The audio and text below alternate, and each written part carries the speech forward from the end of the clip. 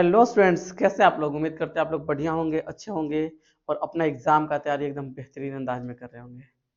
आज फिर हम आप लोगों के समक्ष उपस्थित हुए हैं एक नए लेक्चर को लेकर। जी हाँ, जैसा कि हमने पिछले लेक्चर में बात कर लिया था फिजिक्स के इंट्रोडक्शन के ऊपर, है ना। और पिछले लेक्चर में हमने पूरा सिलेबस को भी डिस्कस कर लिया था कि हमको कौन कौन से चीजें पढ़नी है, किस चैप्टर से कितने सवाल पूछे जाएंगे, है ना, कितने नंबर के पूछे जाएंगे। सारी चीजों को हमने पिछले लेक्चर में कवर कर लिया है।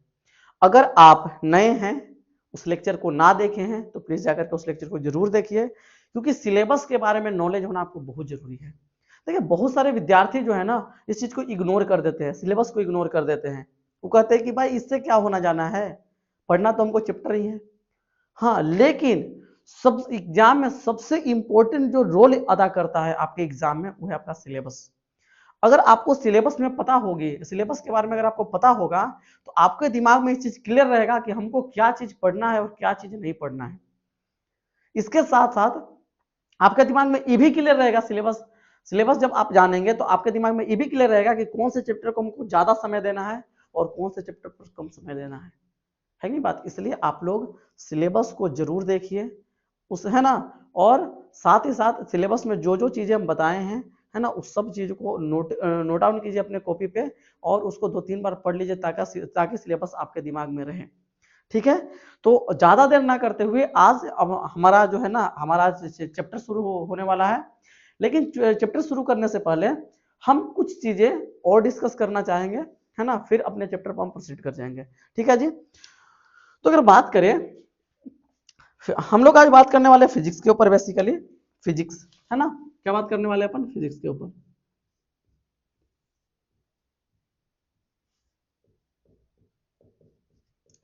जिसको क्या बोला जाता है? भौतिकी। इसी के बारे में अपन बात करने वाले हैं पूरा। ठीक है ना। लेकिन इसके बारे में बात करने से पहले थोड़ा सा हम बात करना चाहेंगे कि आखिर में भौतिकी से किस पैटर्न पे सवाल पूछे जाते हैं एग्जाम में। इस सब्जेक्ट से सवाल पूछने का पैटर्न क्या रहता है, ठीक है ना। तो सबसे पहले बात करेंगे अपन प्रश्न पूछने का पैटर्न। सबसे पहले जो इसमें बात करेंगे हम प्रश्न पूछने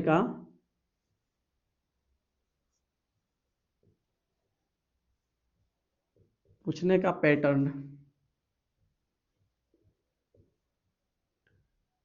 कैसे सवाल पूछे जाते हैं यहां से। तो अगर बात करें प्रश्न पूछने के पैटर्न के बारे में, तो इस चैप्टर में जो है ना, टोटल इस मतलब इस सब्जेक्ट से टोटल इतना तो समझ में आ रहा है कि इस सब्जेक्ट से भी तो 100 नंबर का होगा। इस सब्जेक्ट भी होगा, फिजिक्स भी होता है जो 100 नंबर का होता है। लेकिन 100 में से हमको सवाल 100 नंबर के नहीं पूछे जाते हैं, हमसे सवाल मात्र 70 नंबर के पूछे जाते हैं। तो बाकी का 30 नंबर तो होता है प्रैक्टिकल, है ना। तो यहां पर भी जो फिजिक्स भी जो होता है ना, यहां पर भी टोटल मार्क्स 100 ही होते हैं। यहां पर भी टोटल मार्क्स कितने होते हैं? 100 ही होते हैं। लेकिन हमको 100 नंबर नहीं पढ़ना होता है, 70 नंबर ही पढ़ना होता है ना। क्योंकि जो 30 नंबर है यहाँ पे जो प्रैक्टिकल है, 100 में से प्रैक्टिकल प्रैक्टिकल में आपको 30 नंबर मिल जाएंगे। तो प्रैक्टिकल 30 नंबर के हो गए, 100 में से प्रैक्टिकल क्या नंबर हो गए? 30 नंबर। तो अगर 100 में से 30 नंबर प्रैक्टिकल हो गए तो बाकी का कितना बचा? तो थ्योरी में मात्र और मात्र कितना आता है? जो थ्योरी होता है जिससे हमारे हमको सवाल बनते हैं, वो मात्र रहते हैं 70 नंबर के। यही 70 नंबर है और यही हमको पढ़ना है, ये नहीं पढ़ना है। ये आपके स्कूल से दिया जाता है 30 नंबर, है ना। इस 70 नंबर के बारे में पढ़ना है। लेकिन इस 70 नंबर में भी 2 सेक्शन बनते हैं, एक ऑब्जेक्टिव का और एक सब्जेक्टिव का। आराम से समझिए, इस 70 नंबर में भी 2 सेक्शन बनते हैं। कौन कौन से सेक्शन बनते हैं? तो एक सेक्शन जो इसमें बनता है वो बनता है ऑब्जेक्टिव का सेक्शन। क्या बनता है? ऑब्जेक्टिव।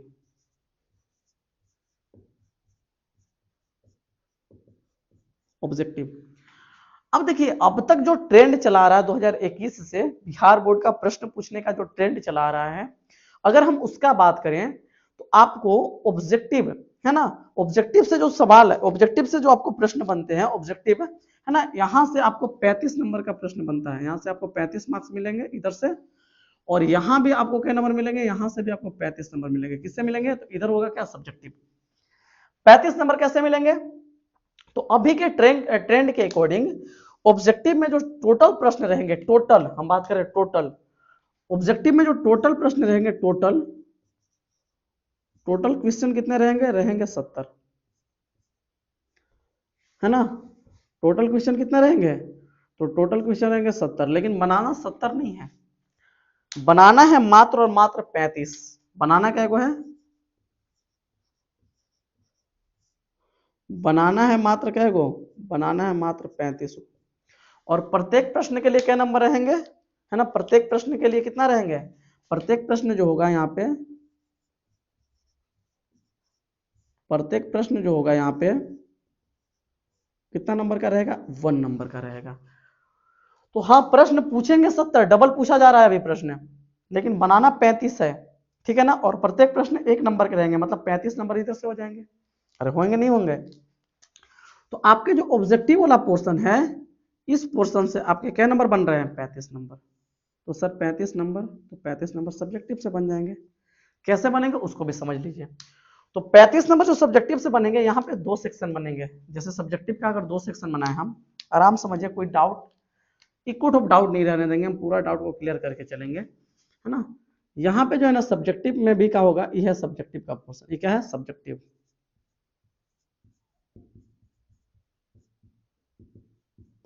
अब सब्जेक्टिव में भी 2 तरह के सवाल पूछेंगे आपसे। सब्जेक्टिव में भी कई तरह के सवाल पूछे जाएंगे आपसे, 2 तरह के सवाल पूछे जाएंगे। पहला जो सवाल पूछा जाएगा वो पूछा जाएगा आपको 2 मार्क्स, 2 मार्क्स क्वेश्चन। अच्छा, 2 मार्क्स क्वेश्चन कितना रहेंगे, 2 नंबर वाले प्रश्न कितना रहेंगे, तो आपको एग्जाम में जो 2 नंबर वाला प्रश्न रहेंगे, यहाँ पे जो टोटल प्रश्न रहने वाला है 2 नंबर वाला, टोटल प्रश्न क्या रहेगा, तो टोटल जो क्वेश्चन रहेगा यहाँ पे, टोटल क्वेश्चन आपको रहेगा क्या है, बताइए, टोटल क्वेश्चन रहेगा 20, 2 नंबर वाला। लेकिन क्या सर 20 बना देना है, नहीं 20 नहीं बनाना है, 20 नहीं बनाना है, बनाना क्या है, 10 बनाना क्या है। तो जो बनाना है आपको 20 रहेंगे, लेकिन बनाना क्या है, बनाना जो है वो कितना है, आपको बनाना है मात्र क्या है, बनाना है मात्र 10, ठीक है ना। और 10 बनाइएगा तो एक एक प्रश्न का नंबर का है, 2 नंबर का, और बनाना 20 को रहेंगे, लेकिन बनाना है 10, तो 10 बनाएंगे तो 10 दूना 20 नंबर, 20 नंबर यहाँ से हो जाएंगे आपके। 2 नंबर वाला प्रश्न से आपको क्या नंबर हो जाएंगे, 20 नंबर हो जाएंगे, ठीक है जी। तो यहाँ आपको क्या नंबर मिल गए, यहाँ आपको मिल गया 20 मार्क्स, ठीक है। अच्छा, बाकी का 20 नंबर सर, तो 20 नंबर 5 नंबर वाला में रहेंगे। सेकंड जो सवाल बनेगा आपका, वो बनेगा लॉन्ग क्वेश्चन बनेगा, है ना, वो 5 मार्क्स क्वेश्चन रहेगा, 5 मार्क्स क्वेश्चन रहेगा, ठीक है। और जो 5 मार्क्स क्वेश्चन रहेगा आपके एग्जाम में, यहाँ पे टोटल जो प्रश्न रहेंगे, टोटल क्वेश्चन कितने रहेंगे जी, तो यहाँ पे जो टोटल क्वेश्चन रहेंगे, टोटल क्वेश्चन यहाँ पे रहेंगे क्या है, 6। टोटल क्वेश्चन क्या रहेंगे, 6। बनाना क्या है, 6 बनाना है, नहीं 6 नहीं बनाना है, बनाना मात्र है आपको 3, बनाना है आधा, 50% बनाना है, मात्र क्या बनाना है, 3, सॉरी, ठीक है, 3 ही बनाना है। तो यहां से क्या नंबर हो गए, बताइए आप लोग खुद बताइए। एक नंबर है, एक क्वेश्चन है 5 नंबर का, है ना, टोटल प्रश्न 6 है, लेकिन बनाएंगे 3, तो 3 बनाएंगे तो एक 5 का, तो पास दिया क्या नंबर, तो यहाँ से आपको मिल जाएंगे 15 मार्क्स। तो हो गया 35, 20 15 35, इधर 35 और इधर 35, टोटल 70 नंबर। यही आपका है पूरा प्रश्न पूछने का ट्रेंड अभी तक चला आ रहा है। बाद में क्या होगा वो अलग चीजें हैं, लेकिन अभी तक यही ट्रेंड चला रहा है, ठीक है जी। अच्छा, आज जो हम लोग पढ़ने वाले हैं वो बेसिकली पढ़ने वाले हैं फिजिक्स को, ठीक है ना। तो अब शुरू करते हैं अपने सिलेबस। तो देखिए, बात अगर करें अपन फिजिक्स का, तो फिजिक्स का एक बहुत बड़ा ब्रांच है जिसका नाम है इलेक्ट्रोमैग्नेटिज्म, विद्युत चुंबकत्व, ठीक है। क्या बोल रहे हैं, फिजिक्स का एक बहुत बड़ा ब्रांच है जिसका नाम है इलेक्ट्रोमैग्नेटिज्म, इलेक्ट्रो इलेक्ट्रोमैग्नेटिज्म, इलेक्ट्रोमैग्नेटिज्म, है ना। क्या बोलते हैं इसको, हिंदी में बोलते हैं वैद्युत चुंबकत्व, वैद्युत चुंबकत्व, है ना, क्या है, वैद्युत चुंबकत्व बहुत बड़ा ब्रांच है फिजिक्स का ये, वैद्युत चुंबकत्व, ठीक है ना। अच्छा तो सर इसके बाद ये जो इलेक्ट्रोमैग्नेटिज्म जो फिजिक्स का इतना बड़ा ब्रांच है, इसके बारे में हम मतलब इसमें हम किसके बारे में स्टडी करते हैं? तो इलेक्ट्रोमैग्नेटिज्म जो होता है, इलेक्ट्रोमैग्नेटिज्म कुछ और नहीं है बल्कि किसका अध्ययन है? तो इलेक्ट्रोमैग्नेटिज्म में अध्ययन किया जाता है वो चार्ज का, ठीक है ना। इलेक्ट्रोमैग्नेटिज्म में किसके बारे में अध्ययन किया जाता है? तो इलेक्ट्रोमैग्नेटिज्म में अध्ययन किया जाता है चार्ज का। तो इलेक्ट्रोमैग्नेटिज्म के बारे में अगर हम लिखें तो क्या बोलेंगे? एक मिनट रुक जाइए, हम इधर ज्यादा लिख दिए इसको, एक मिनट रुक जाइए, थोड़ा सा चीजें सही कर लेते हैं अपन। क्या बोल रहे हैं? फिजिक्स में एक बहुत बड़ा ब्रांच है और उस ब्रांच का नाम है इलेक्ट्रोमैग्नेटिज्म। ध्यान ध्यान समझते चलिए, इलेक्ट्रोमैग्नेटिज्म, इलेक्ट्रोमैग्नेटिज्म वैद्युत चुंबकत्व, वैद्युत चुंबकत्व बहुत बड़ा ब्रांच है फिजिक्स का, ठीक है ना। अच्छा इसके बारे में, इसमें हम किसके बारे में स्टडी करते हैं? तो इसके बारे में स्टडी किया जाता है आवेश के बारे में। सिंपल, किसके बारे में अध्ययन किया जाता है? चार्ज के बारे में। चार्ज क्या होता है बाद की चीजें हैं। तो जो विद्युत चुंबकत्व है वो क्या है? It is basically study of charge. ये आवेश के अध्ययन को ही कहा जाता है। क्या ये? It is basically, it is basically study of charge, study of charge, ठीक है ना। It is basically study of charge, मतलब आवेश के अध्ययन को ही कहा जाता है वैद्युत चुंबकत्व। या फिर वैद्युत चुंबकत्व को अगर डिफाइन करना चाहें तो सिंपल क्या बोलेंगे कि इलेक्ट्रोमैग्नेटिज्म फिजिक्स का एक ऐसा ब्रांच है, एक ऐसी शाखा है जिसके अंतर्गत हम लोग आवेश और उससे संबंधित घटनाओं का अध्ययन करते हैं। सब आवेश, सर आवेश आप लोग सुने होंगे, क्लास 10th में इसका नाम सुने होंगे। क्लास 10th में एक चैप्टर है जिसका नाम है विद्युत धारा, वहां पे आवेश के बारे में आपको बताया जाता है थोड़ा सा। अगर नहीं जान रहे टेंशन मत लीजिए, आगे पूरा हम काला चिट्टा खोलने वाले हैं आवेश का, ठीक है। तो अगर विद्युत चुंबकत्व के बारे में कोई बोले कि विद्युत चुंबकत्व है क्या, तो क्या है? फिजिक्स का एक ब्रांच है, it is a branch of क्या? फिजिक्स। रहेगी नहीं बात। और इसमें किसके बारे में अध्ययन करते हैं भाई? तो आवेश के बारे में अध्ययन करते हैं। तो अगर इसका हम डिफिनेशन लिखना चाहें तो क्या लिख सकते हैं? वैद्युत चुंबकत्व का क्या लिखेंगे? क्या लिखेंगे? भौतिकी की वैसी शाखा या भौतिक विज्ञान, भौतिक विज्ञान की वैसी शाखा, भौतिक विज्ञान की वैसी शाखा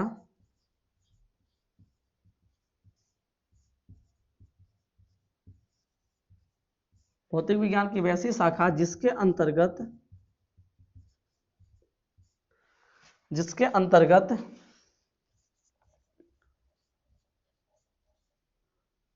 अंतर्गत आवेश एवं उनसे संबंधित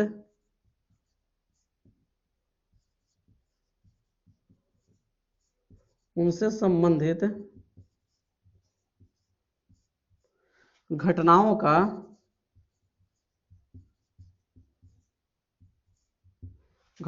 का अध्ययन किया जाता है।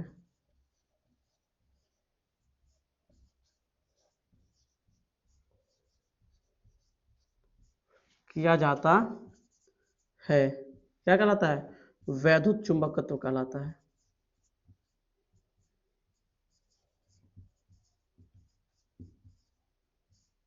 वैद्युत चुंबकत्व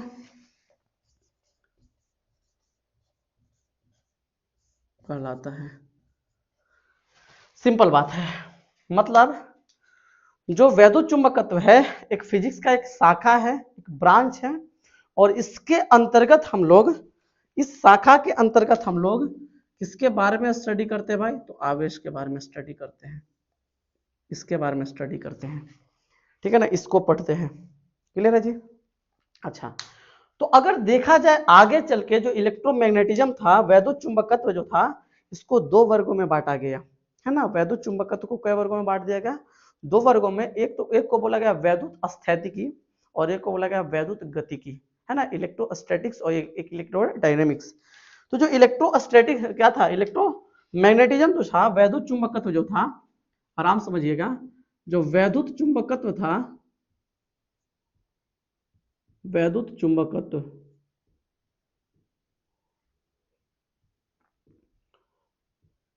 वैद्युत चुंबकत्व जो था, इलेक्ट्रोमैग्नेटिज्म जो था, है ना, इसको क्या किया गया, बांट दिया गया, दो वर्गों में बांटा गया।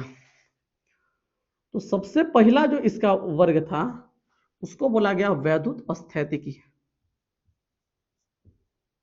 वैद्युत स्थैतिकी, इलेक्ट्रोस्टैटिक्स, इसको क्या बोलते हैं, इलेक्ट्रोस्टैटिक्स,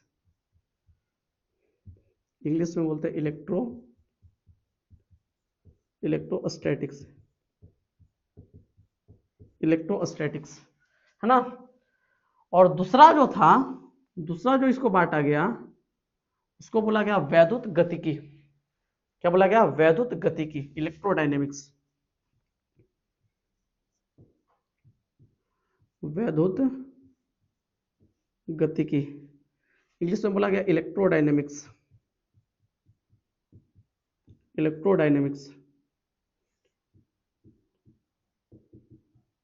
है ना। पहला को बोला गया इलेक्ट्रोस्टैटिक्स, है ना, और दूसरा को बोला गया इलेक्ट्रोडायनेमिक्स। दोनों में अंतर क्या था, देखिए यहां पे शब्द आ रहा है स्थैतिक, स्थैतिक मतलब स्थिर, स्थैतिक का मतलब स्थिर, मतलब यहां पे हम आवेश को तब स्टडी करते हैं जब आवेश रुका हुआ हो, आवेश गति में ना हो। समझ में आ रहा है चीजें। तो वैद्युत स्थैतिकी किसका, फिजिक्स की वैसी शाखा है जिसके अंतर्गत आवेश को स्थिरावस्था में अध्ययन किया जाता है। मतलब जब आवेश रुका हुआ होगा, है ना, तब हम लोग उसका अध्ययन जिस शाखा में करेंगे फिजिक्स का, उसी का नाम है इलेक्ट्रोस्टैटिक्स। और यहाँ पे क्या आ रहा है, गतिकी शब्द आ रहा है, मोशन वाला कुछ है ना, गति। मतलब यहाँ पे ये जो शाखा है, इस शाखा में हम किसके बारे में स्टडी करेंगे, यहाँ पर भी आवेश ही के बारे में स्टडी करेंगे, लेकिन कब, जब आवेश गति की अवस्था में हो जाएगा तब। क्लियर है, मतलब जब आवेश रुका हुआ होगा तब उसका स्टडी वैद्युत स्थैतिकी में किया जाएगा, और जब आवेश गति की अवस्था में होगा तो उसका स्टडी वैद्युत गतिकी में किया जाएगा। चीजें समझ में आ रही है ना। तो अगर आपसे पूछा जाए कि सर वैद्युत स्थैतिकी है क्या, तो बोलेंगे कि वैद्युत स्थैतिकी क्या है, फिजिक्स का एक शाखा है, भौतिकी का एक शाखा है, जिसके अंतर्गत हम लोग आवेश को क्या करते हैं, स्थिरावस्था में अध्ययन करते हैं, है ना। तो क्या बोलेंगे, तो सबसे पहले जो हम अगर बात करें, तो सबसे पहले हम जो यहाँ पे पढ़ेंगे वो किसके बारे में पढ़ेंगे, वैद्युत स्थैतिकी के बारे में, वैद्युत स्थैतिकी, है ना। क्या बोलते हैं वैद्युत स्थैतिकी को, इलेक्ट्रोस्टैटिक्स,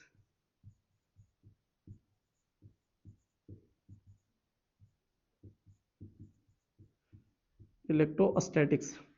तो वैद्युत स्थैतिकी है क्या, भौतिकी की एक शाखा, जिसके अंतर्गत आवेश को किसके बारे में अध्ययन करेंगे, है ना। यहाँ पे जो चार्ज होगा ना, यहाँ पे होगा चार्ज एट रेस्ट, यहाँ पे चार्ज रेस्ट में होगा, चार्ज एट रेस्ट, और यहाँ पे जो चार्ज होगा ना, मोशन में होगा, चार्ज इन मोशन। ठीक है चीजें। तो अगर वैद्युत स्थैतिकी के बारे में कोई पूछे कि है क्या वैद्युत स्थैतिकी, इलेक्ट्रोस्टैटिक्स है क्या, तो क्या बोलेंगे बताइए, क्या बोलेंगे जी इसके बारे में, आप लोग बताइए क्या बोलेंगे। भौतिक विज्ञान की वैसी शाखा ना बोलेंगे, क्या बोलेंगे, भौतिक विज्ञान की वैसी शाखा जिसके अंतर्गत, भौतिक विज्ञान की वैसी शाखा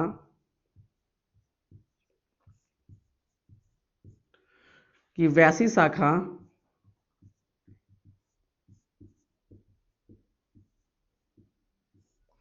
जिसके अंतर्गत आवेश को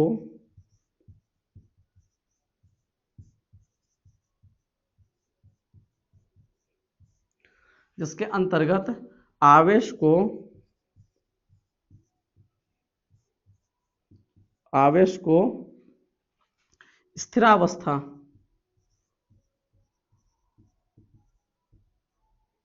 जिसके अंतर्गत आवेश को स्थिरावस्था में अध्ययन किया जाता है, अध्ययन किया जाता है ना, वैद्युत स्थैतिकी कहलाता है, वैद्युत स्थैतिकी कहलाता है।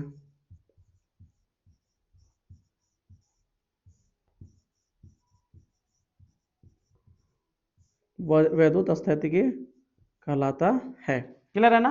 तो इसके अंतर्गत आवेश को हम किसके बाद कब स्टडी करेंगे? जब आवेश रुका हुआ होगा तब। जब आवेश रुका होगा तो रुकने के केस में उसके साथ क्या टर्म्स एंड कंडीशन होती है, इस सारी चीजों को हमको यहाँ पढ़ना है वैद्युत स्थितिकी में। क्लियर है चीजें? अच्छा, अब आगे जो हुआ, आगे इलेक्ट्रोडायनेमिक्स के बारे में अगर लिखें, इलेक्ट्रोडायनेमिक्स क्या है भाई? क्या है इलेक्ट्रोडायनेमिक्स? लिख लेते हैं लगे हाथ तो इसको भी। तो इलेक्ट्रोडायनेमिक्स जो है, इलेक्ट्रोडायनेमिक्स इलेक्ट्रोडायनेमिक्स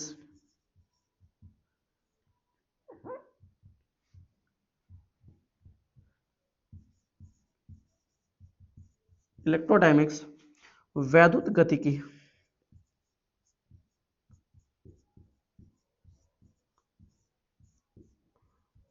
वैद्युत गतिकी क्या है?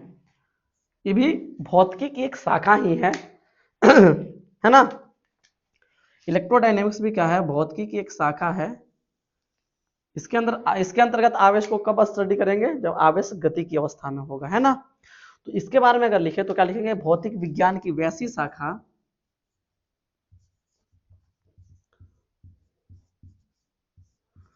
भौतिक विज्ञान की वैसी शाखा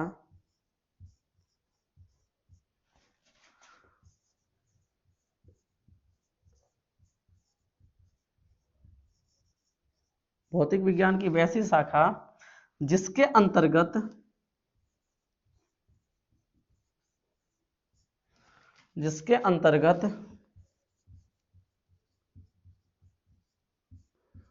आवेश को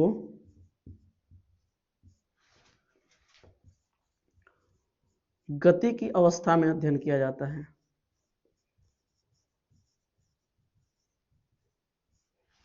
गति की अवस्था में अध्ययन किया जाता है।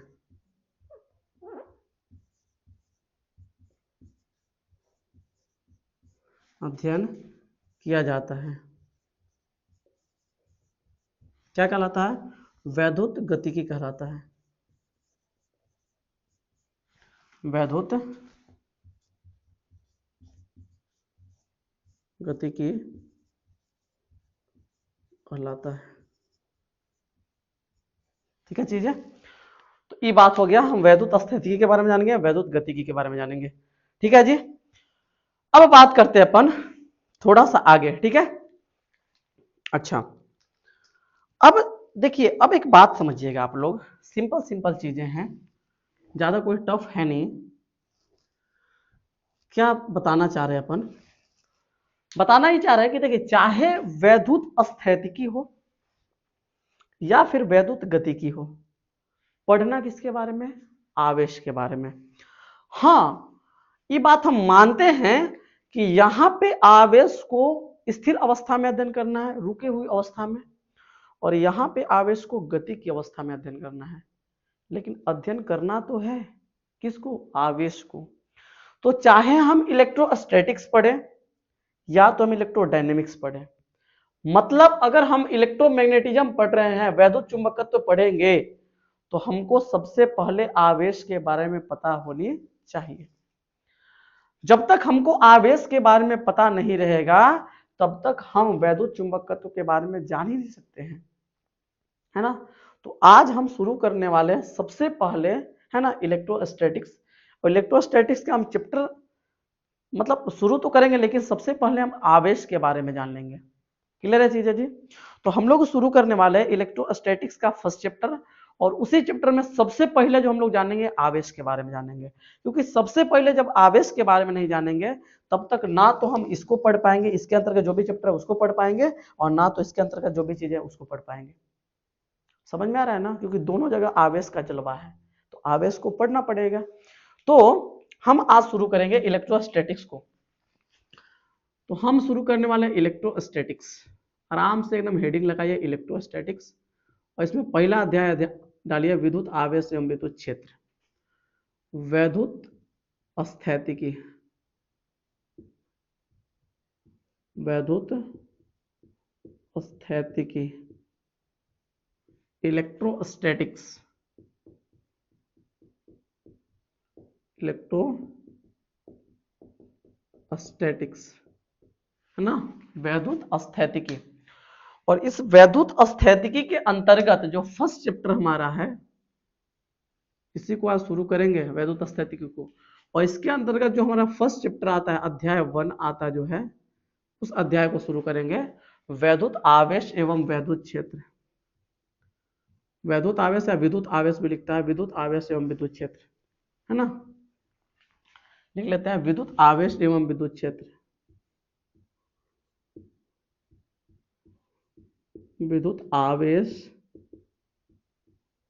एवं विद्युत क्षेत्र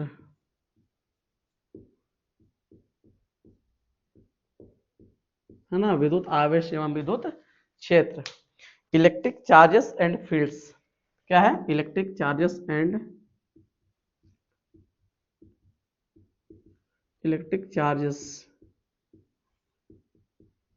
फील्ड्स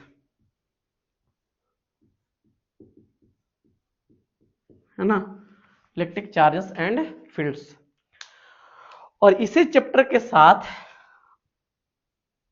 हम फिजिक्स को शुरू करेंगे। ठीक है जी, मस्त हेडिंग लगा लीजिए, सब चैप्टर का नाम वगैरह लिख लीजिए है ना।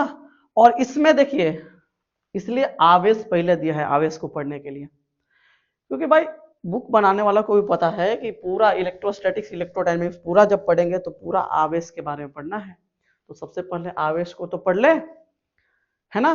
तो सबसे पहले आज जो हम लोग पढ़ने वाले हैं आवेश के बारे में पढ़ने वाले हैं, है ना। विद्युत आवेश, इलेक्ट्रिक चार्ज, क्या पढ़ेंगे अपन, विद्युत आवेश,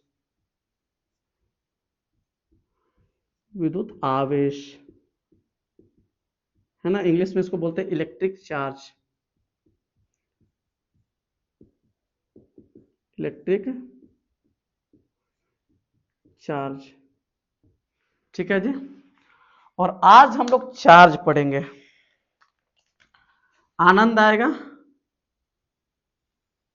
टेंशन एक कोट नहीं लेना है ना। ये हमारा मेन हेडिंग हुआ चार्ज।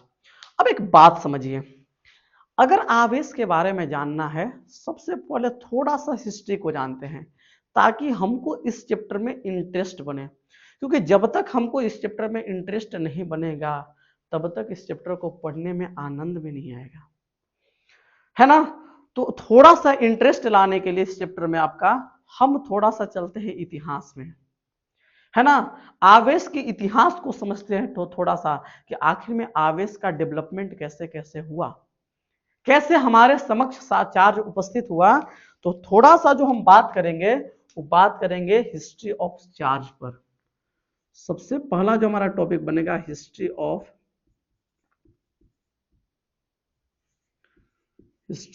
चार्ज। ठीक है ना, और यहां पे हम चीजें लिखने का प्रयास करेंगे। क्या है हिस्ट्री आवेश का, कहानी बहुत पुराना है, कहानी बहुत पुराना है, लगभग 600 ईसा पूर्व पहले की बात है। 600 ईसा पूर्व मतलब ईसा मसीह के जन्म से 600 वर्ष पहले, क्योंकि आपको पता है कि ईसा मसीह के जन्म से पहले के समय को कहा जाता है ईसा पूर्व, उसके बाद के समय को कहा जाता है ईस्वी। तो ईसा मसीह के जन्म से 600 साल पहले का बात है ना। एक प्रसिद्ध यूनानी दार्शनिक हुआ करते थे और उनका नाम था थेल्स। उन्होंने देखा क्या, उन्होंने देखा कि जब अंबर नामक पदार्थ को रेशम, फलानेन या बिल्ली के खाल से रगड़ा जा रहा है तो उसमें छोटी छोटी वस्तुओं को अपनी ओर आकर्षित करने का गुण आ रहा है। समझ में आ रहा है चीजें? कब का बात है ये? 1646 में, सॉरी 600 ईसा पूर्व। तो सबसे पहला बात हमने क्या बताया कि 600 ईसा पूर्व एक प्रसिद्ध यूनानी दार्शनिक, है ना, आप पूरा कहानियां सुन लीजिए, है ना, बाकी चीज को अपन नेक्स्ट लेक्चर में लिखवा देंगे, या फिर समय लगेगा तो लिखवा देंगे, ठीक है। क्या हम बोल रहे हैं कि कितना में बात कर रहे हैं हम? 600 ईसा पूर्व का बात कर रहे हैं। 600 ईसा पूर्व, 600 ईसा पूर्व, 600 ईसा पूर्व हुआ क्या था? तो एक क्या थे, एक प्रसिद्ध यूनानी दार्शनिक थे। क्या थे? यूनानी दार्शनिक, यूनानी दार्शनिक थे। अच्छा, उन यूनानी दार्शनिक का नाम क्या था भाई? तो जो यूनानी दार्शनिक थे उनका नाम था थेल्स। नाम सुने होंगे आप लोग, क्लास 10 में पढ़ाया जाता है थेल्स पर में, है ना। तो 600 ईसा पूर्व एक यूनानी दार्शनिक हुए और उनका नाम था थेल्स। इन्होंने क्या देखा? इन्होंने देखा कि जब अंबर नामक पदार्थ को, एक पदार्थ होता है जिसका नाम है अंबर, अंबर, कि जब अंबर नामक पदार्थ को किस किस से, रेशम से, किसे, रेशम से, फलानेन से या बिल्ली के खाल से, कौन से खाल से? बिल्ली का खाल, बिल्ली के खाल। इन्होंने देखा कि जब अंबर नामक पदार्थ को रेशम, फलानेन या बिल्ली के खाल से रगड़ा जा रहा है तो इसमें छोटी छोटी वस्तुओं को अपनी ओर आकर्षित करने का गुण आ रहा है। समझ में आ रहा है चीजें? ये हम प्रैक्टिकल हम भी किए हैं, हम लोग भी घर में किए हैं। कैसे? आप लोग कलम का लिए होंगे, कलम को ऐसे रगड़ के और कागज के टुकड़ा के पास ले गए होंगे तो टुकड़ा जो होता है ना कागज वाला सट जाता है। ऐसा होता है? होता है। ये बात हम आज कर रहे हैं, बहुत पहले किए थे, लगभग आज से 2,500 साल पहले की बात है ये। और तभी थेल्स साहब बताए थे कि जब अंबर नामक पदार्थ को रेशम, फलाने या बिल्ली के खाल से रगड़ा जाता है तो इसमें कागज जैसी छोटी छोटी वस्तुओं को अपनी ओर आकर्षित करने का गुण आ जाता है। लेकिन क्या हुआ? इनके बाद जब इनका मतलब चल बसे दुनिया को छोड़ करके, तो इनके बाद इस एक्सपेरिमेंट के तरफ लगभग 2000 वर्षों तक, 2000 वर्षों तक, कितना वर्षों तक? 2000 वर्षों तक किसी का कोई ध्यान नहीं गया, कोई ध्यान नहीं दिया इस एक्सपेरिमेंट की तरफ। फिर एक वैज्ञानिक आए, है ना, और वो के थे कौन? तो 1646 ईस्वी में, सॉरी 1600 ईस्वी में, हम सॉरी 1600 ईस्वी में कौन? रानी एलिजाबेथ के चिकित्सक, रानी एलिजाबेथ, एलिजाबेथ के चिकित्सक, रानी एलिजाबेथ के चिकित्सक थे जिनका नाम क्या था? Doctor Gilbert. अच्छा, रानी एलिजाबेथ कौन सी? इंग्लैंड की महारानी थी, है ना। रानी एलिजाबेथ कौन सी? इंग्लैंड की महारानी थी। और इनका एक चिकित्सक थे, एक डॉक्टर थे, और वो कौन थे? Doctor Gilbert, doctor Gilbert, doctor Gilbert, ठीक है ना। इन्होंने क्या किया? इस एक्सपेरिमेंट को इन्होंने भी किया, लेकिन एक्सपेरिमेंट को जब किए तो इन्होंने क्या बताया कि केवल अंबर ऐसा पदार्थ नहीं है जिसको आपस में रगड़ने पर छोटी छोटी वस्तुओं को आकर्षित करने का गुण आ जाता है, बल्कि अंबर की भांति एबोनाइट, गंधक, है ना, कांच, लाख ऐसे पदार्थ है जिनको जब आपस में रगड़ा जाता है तो उसमें छोटी छोटी वस्तुओं को अपनी ओर आकर्षित करने का गुण आ जाता है। मतलब इन्होंने क्या किया, ये जो बात था इसको थोड़ा सा मतलब थोड़ा सा घुमा दिया। थेल्स साहब खाली क्या बोले थे कि जब अंबर नामक पदार्थ को रेशम, फलाने और बिरी के खाल से रगड़ते हैं तो इस अंबर नामक पदार्थ में, इसमें छोटी छोटी वस्तुओं को आकर्षित करने का गुण आ जाता है। लेकिन गिलबर्ट साहब क्या किए? इसी एक्सपेरिमेंट को किए, लेकिन उन्होंने केवल अंबर के साथ ही एक्सपेरिमेंट नहीं किया, बहुत सारे पदार्थ के साथ किया और सबके साथ ऐसा ही हो रहा था। तो गिलबर्ट साहब ने बोल दिया एक लाइन में कि केवल अंबर ही ऐसा पदार्थ नहीं है जिसको जब आपस में रगड़ दे रहे हैं तो उसमें छोटी छोटी वस्तुओं को आकर्षित करने का गुण आ रहा है, बल्कि अंबर की भांति लाख ऐसे पदार्थ हैं जिसमें सीसा, एबोनाइट, गंधक, चमड़ा, ये सब लाख ऐसे पदार्थ हैं जिनको जब आपस में रगड़ा जाता है तो उसमें छोटी छोटी वस्तुओं को आकर्षित करने का गुण आ जाता है। क्लियर है? इतना बोल करके ये भी चुप हो गए, इन्होंने भी कुछ नहीं बताया। फिर एक वैज्ञानिक है, एक वैज्ञानिक आया 1646 में, 1646 में एक वैज्ञानिक और आए जिसका नाम था सर थॉमसन ब्राउन। 1646 ईस्वी में एक वैज्ञानिक है जिनका नाम क्या था, sir Thomson Brown. Sir Thomson Brown, sir Thomson Brown. इन्होंने क्या किया है, इस एक्सपेरिमेंट को इन्होंने भी किया, लेकिन करने के बाद इन्होंने क्या बताया। अब देखिए, मान लीजिए इस वस्तु को आपस में जब रगड़ रहे हैं, मान लो दो वस्तुओं को आपस में रगड़े हैं, उसमें एक वस्तु में छोटी छोटी वस्तुओं को आकर्षित करने का गुण आ रहा है, तो किसके वजह से आ रहा है भाई, कारण क्या है। न तो कारण के बारे में थिल साहब बताएं और न तो कारण के बारे में डॉक्टर गिलबर्ट साहब बताएं। हाँ, खाली ये बता दिए डॉक्टर गिलबर्ट साहब, केवल अंबर इकलौता पदार्थ नहीं है जिसको आपस में रगड़ने पर छोटी छोटी वस्तुओं को आकर्षित करने का गुण आता है, बल्कि अंबर की भांति लाख ऐसे पदार्थ है ना, जिसमें सीसा, एबोनाइट, गंधक, ये सब का उन्होंने नाम लिया और कहा कि ऐसा ऐसा कई पदार्थ है जिनको जब आपस में रगड़ा जाता है तो उसमें छोटी छोटी वस्तुओं को आकर्षित करने का गुण आ जाता है, ठीक है ना। लेकिन इसका कारण ये भी नहीं बताएं। 1646 ईस्वी में एक वैज्ञानिक है सर थॉमसन ब्राउन, उन्होंने क्या किया, कहा हाँ, उन्होंने क्या, उस अज्ञात कारण जिसके वजह से एक वस्तु में दूसरे वस्तु को आकर्षित करने का गुण आ रहा था, उस अज्ञात कारण का इन्होंने नाम दिया विद्युत। जो कारण था उस कारण का इन्होंने क्या नाम दे दिया, विद्युत नाम दिया। क्या नाम दे दिया, विद्युत। किसका नाम दिया, कारण का। जिस कारण की वजह से एक वस्तु को दूसरे वस्तु, मतलब एक वस्तु में दूसरे वस्तु को आकर्षित करने का गुण आ जा रहा था, उस कारण को इन्होंने क्या नाम दिया, विद्युत। और इन्होंने इस बात को बोला कि जो वस्तु विद्युत में हो जाती है, ऐसा कहा जाता है कि वह वस्तु अपने अंदर आवेश को ग्रहण कर लिया है। मतलब यहां पे एक टर्म यूज हुआ, आवेश, है ना। अगर बात करें, आवेश को ही विद्युत कहा जाता है, आवेश का ही दूसरा नाम क्या है, विद्युत है, सिंपल बात। समझ में आ रहा है चीजें। तो इन्होंने एक बात ये बताया, इन्होंने क्या बताया, जिस कारण के वजह से एक वस्तु में दूसरे वस्तु को आकर्षित करने का गुण आ जा रहा है, उस कारण को इन्होंने नाम दिया विद्युत। और इन्होंने कहा कि जो वस्तु विद्युत में हो जाती है, अर्थात जिस वस्तु में दूसरे वस्तु को आकर्षित करने का गुण आ जाता है, वह वस्तु क्या होता है, अपने अंदर आवेश को ग्रहण कर लेता है। क्लियर है चीजें। तो आवेश शब्द यहां से आया, समझ में आ रहा है चीजें ना। तो यहां आवेश आ गया है, लेकिन चीजें यही नहीं रुकी, आगे और बढ़ती चली गई चीजें, ठीक है ना। तो आज इसको यही रोक देते हैं अपन। ये जो चीज अपन बताए हैं यहाँ पे, ये पूरा को कल के क्लास में लिखवा देंगे, है ना। आप लोग प्रॉपर नोट्स बनाते चलिए, हैं। देखिए, क्लास ड्यूरेशन हम ज्यादा नहीं रखेंगे क्योंकि थोड़ा सा अपलोड करने में समस्याएं होती है, इसलिए हम थोड़ा सा क्लास ड्यूरेशन कम ही रखेंगे। लेकिन आपको घबराइए नहीं, आप लोग घबराइए नहीं, आपको एकदम बेस्ट कंटेंट प्रोवाइड किया जाएगा और एकदम दमदार कंटेंट, ठीक है ना। बाकी सिलेबस का चिंता आप मत कीजिए, सिलेबस आराम से समाप्त हो जाएगा। बस आप लोग क्या करिए, जो भी चीजें हम पढ़ा रहे हैं बस उसका प्रॉपर नोट्स बनाइए, है ना, और आप उस चीज को बार बार पढ़िए, आपको चीजें समझ में आएगी, ठीक है। तो आवेश का हम छोटा सा हिस्ट्री को कवर किए हैं, कल इस सारी चीज को लिखा के और फिर आगे बढ़ेंगे। कल के क्लास देखना मत भूलिएगा क्योंकि कल धमाका होने वाला है इसके बाद, है ना।